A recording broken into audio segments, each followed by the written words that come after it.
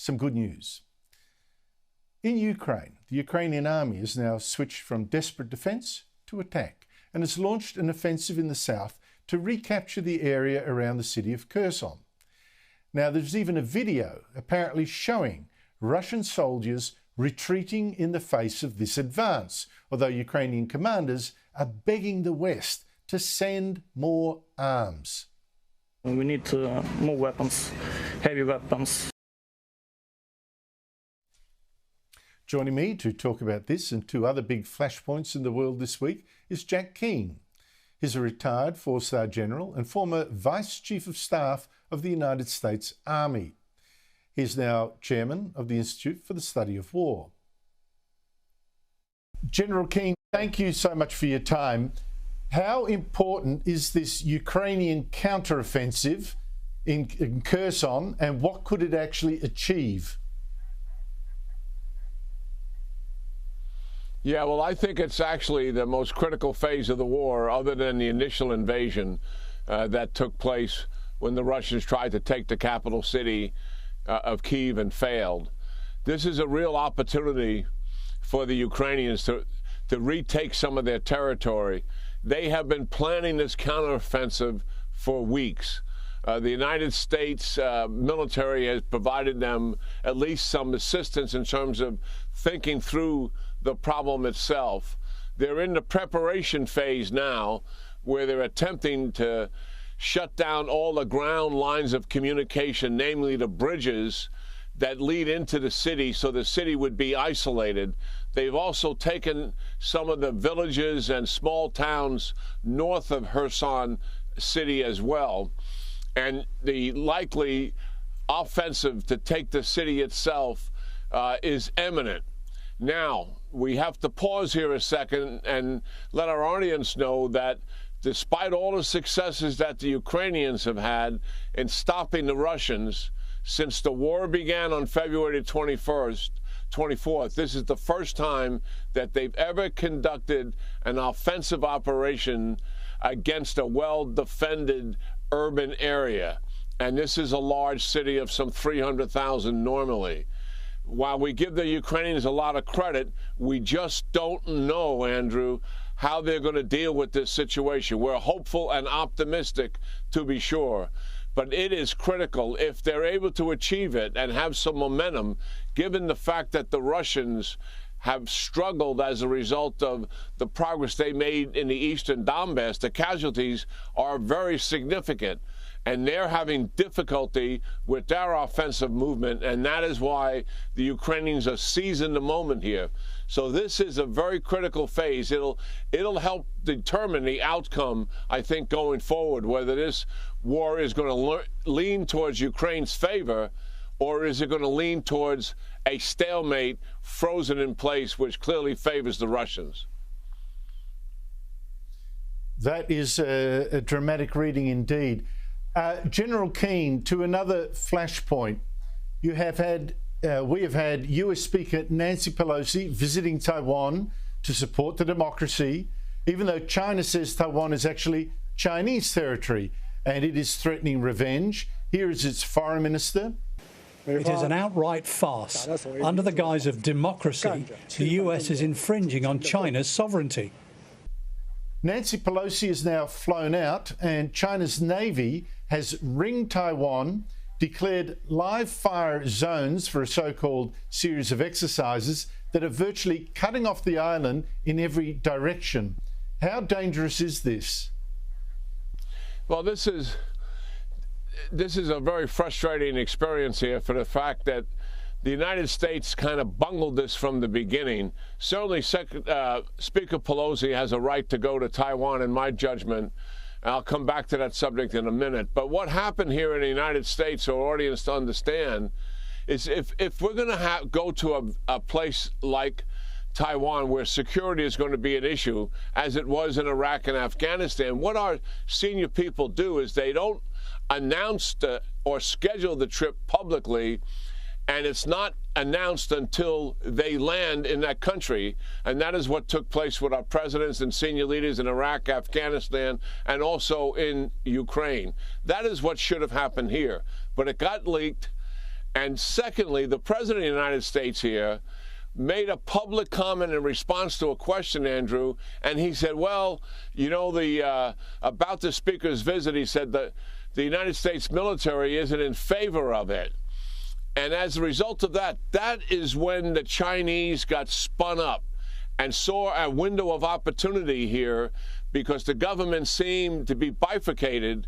The Speaker wanted to go, the President didn't seem to want her to go, and they put all this rhetorical pressure on worldwide, certainly focusing on this issue, thinking and hoping certainly that the Speaker would not go, that she would stand down, and the PRC would have a huge propaganda victory, particularly given that President Xi is going into the National Party Congress in October to be enshrined for a third term, likely indefinite.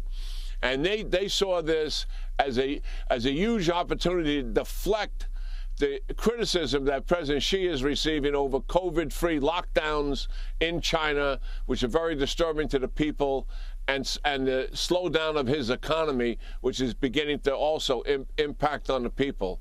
So that is what took place. She has a right to go there, and now the Chinese are certainly taking some action, given the fact that they weren't able to achieve what they wanted, and that is to get the Speaker to stand down. And they have surrounded Taiwan in a sort of a quarantine or blockade, using 4 days of live fire demonstrations to achieve this very public end in terms of repercussions. That is kind of where we are. I don't think it's going to lead to conflict. That is just remotely possible. I don't see that on the horizon. Certainly China doesn't want this crisis to grow heading into the National Party Congress here in several weeks. But so your audience understands, though, the United States self-censors itself in terms of its speech when it comes to Taiwan, not even be willing to indicate that Taiwan is an independent country, which we know it is. Secondly, we self-deter ourselves in terms of visits. We know full well in this country that we have war plans to defend Taiwan in the event that China takes action against it. And that still is a presidential decision, whether we do it or not. But the war plans exist.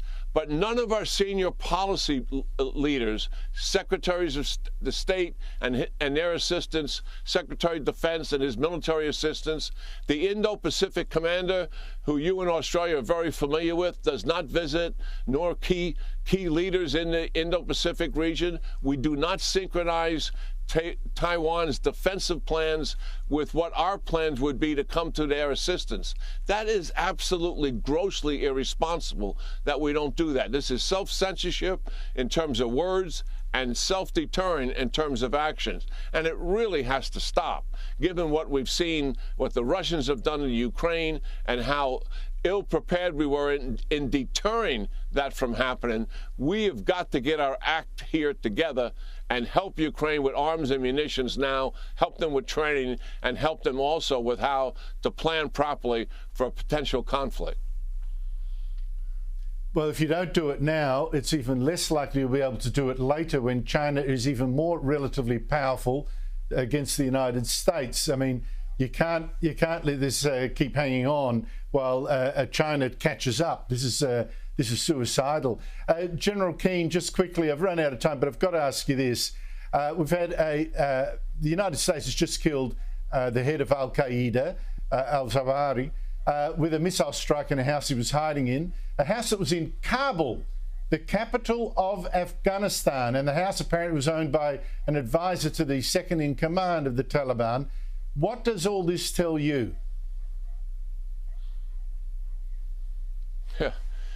Yeah, it is very, very revealing, Andrew, and a great question. Certainly, we have to applaud the intelligence effort and the execution of a remarkable strike to take down this killer who's responsible for so many thousands of lives, and to do so without injuring anybody else in the apartment where there were family members present is really quite extraordinary. All that said, as you point out, what happened here is certainly very revealing in terms of the disaster that took place in Afghanistan in August. We walked away from a 20-year ally who we are fighting side by side with. The president was warned by his own intelligence services and by his military that if we do conduct an unconditional withdrawal, the Taliban could likely come back and Al-Qaeda and ISIS will grow and other terrorists will come into Afghanistan. So here we are. The Taliban, as we all know, are in charge. Our intelligence service tells us that Zawahiri moved into that apartment in December, 3 or 4 months after the withdrawal from Afghanistan. And as such, it is clear that the Taliban are protecting the Al-Qaeda every bit as much as they were doing it back in 2001 when President Bush asked them, give up the Al-Qaeda and we will not bother your regime. You don't give it up, we will take your regime down. They chose not to give them up. They are the same brothers to this day. They are protecting the Al-Qaeda. And more importantly, there's an organization of hundreds of Al-Qaeda in Afghanistan that we have not done anything about. There are thousands of ISIS fighters in Afghanistan that we haven't done anything about, and it's a year later. I don't want to distract from the significance of taking Zawahiri down, but this is a growing threat and menace that is taking place in Afghanistan. Thank you so much indeed for your time. Yeah, great talking, Andrew.